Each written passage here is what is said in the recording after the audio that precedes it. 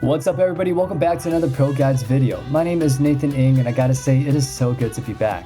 I actually dislocated my jaw about last week, so it was very tough for me to make these videos, but I just want to thank everybody who showed me a lot of support through my Instagram at Nathan_ing. And speaking of supports, we're going to be talking about the 5 types of players that you meet in solo queue. From the Giga Chat strong silent type main to the whiny cranky Zed support who's salty that he didn't get mid, we'll be covering it all. But before we begin though, our question of the day is, what champion is your favorite support to have on your team? Give us your answer in the comments below or hop into our Discord and discuss it with the rest of the community. Now without further delay, let's go ahead and get right into it. Solo queue is a magical place filled with all sorts of wonderful people, and each role has their own types of players that they end up attracting. Support is no exception, and anytime you queue up, you're sure to meet one of these people, unless they get autofilled. The first and unfortunately the most likely support you're going to encounter in solo queue is the Spectator. I use the term support here very loosely because odds are they're going to be doing very little supporting. The Spectator likes to take whatever champion they've selected, usually an enchanter support like Soraka or Lulu, and stand behind their carry for the entire game no matter what. They don't poke and they don't apply any lane pressure. They're just there under the impression that it's okay to simply treat you like a meat shield and then cast your shield after the damage has come through. The Spectator likes to think of themselves as a dedicated peeler and calls himself a defensive player, but in reality, they just fail to realize that in laning phase, aggression and offensive moves are part of maintaining a good defense. Having said that, the Spectator generally does start to function well in teamfights after laning phase is over, since standing out of harm's way is kind of second nature. Their defensive position means that they're going to be harder to kill in teamfights, so they're generally able to keep protecting their team. The roamer is the second type of support that you'll encounter in solo queue. Actually, scratch that. You don't encounter the roamer encounters you. These guys are all over the map, and their pacing is a mystery to everyone but themselves. If you're lucky, you'll get a roamer that at least knows that they need to be around for minion waves, so you don't really get starved off of the minion blood money that you desperately require. And if you're not so lucky, well, I hope you picked Ezreal. These players tend more towards Moby boot champions like Leona and Thresh, and well, especially Pyke, and these players are the bards that tell you that he's gonna go to the store to buy a pack of meeps and never comes home.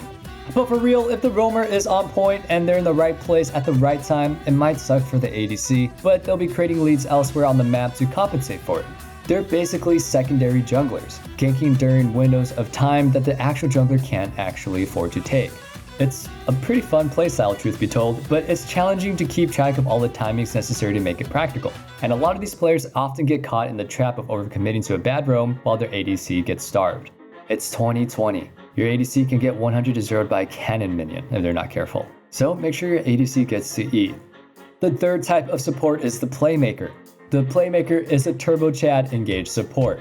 Donnie, my cousin, I'm looking at you, buddy. Where the Spectator prefers not to participate in the laning phase at all, the Playmaker thrives in it. The Playmaker likes hard engages so they can keep the fights going, and they're great Alistars and Rakans, and they thrive on spotting opportunities for aggression. They understand that aggressive plays create game-breaking leads, and there's no finer snowballing player in this role. While a good Playmaker is an asset to any team, they are not without their downsides. There's a lot that goes into what makes an engage opportunity good or bad. They have to track cooldowns, they have to know how much damage each side can do, and they have to have some idea of where the jungler is. Learning all of these things takes time and practice, especially with so many factors creating a small margin for error. Playmakers have the highest potential to snowball, but on the other hand, they have the highest potential to absolutely feed out of their minds. They think they see a play and for one reason or another, they're wrong and things go poorly. So they die. They get frustrated, so they come back to lane and make another play that they're too angry to assess correctly. Lather, rinse, repeat. They're especially fond of using the missing ping on their teammates when no one is especially following up on their play, so it's important for playmakers to keep a level head and know when to back down. Aside from the potential to jump the gun on situations though, playmakers are great to have around, and as long as they're honest with themselves and can learn from their mistakes, they tend to progress quickly up the ladder. The fourth type of support player is the auto-filled mid-main, though it's worth noting that this one comes in 2 flavors. On the plus side, you'll know which of the 2 you're getting almost immediately, because if they're the toxic kind, they'll probably make it abundantly clear as soon as champ select begins. Good thing you can report in champ select now, though that doesn't really do anything if you decide to go on with the game. Just report and maybe dodge. The toxic, auto-filled mid-main is probably some kind of edgy solo queue champ like Zed or Yasuo. They'll see that they've been assigned support and then hover their angsty AD assassin champion anyway as they start typing demanding mid. Assuming your rightful mid laner doesn't negotiate with scumbags, you will probably proceed to get stuck with this blade licking goblin in the bot lane, probably running it down. If this occurs, then well, you have my condolences. I'd send my thoughts and prayers to the solo queue gods, and if they did exist, then these people wouldn't be in your lobby. So that kind of feels like a moot point. On the other hand of this coin flip though, you can get the second type of autofilled mid laner, the benevolent and graceful kill mage. Unlike type 1 autofillitis, type 2 possesses more mental and emotional capacity than a soggy tater tot, and then recognizes that sometimes you just have to play support and make the best out of it. This player usually defaults to Zyra, Brand, Vel'Koz, or some other mage with fair and balanced base damages. These players will decimate the damage charts and make their ADC feel guilty for not buying a support item of their own. They may not be the most mindful about their vision, but usually by the time mid-game rolls around, the only thing your team needs to see is the support difference in all chat. The fifth and final type of support player is the scientist. These players are special.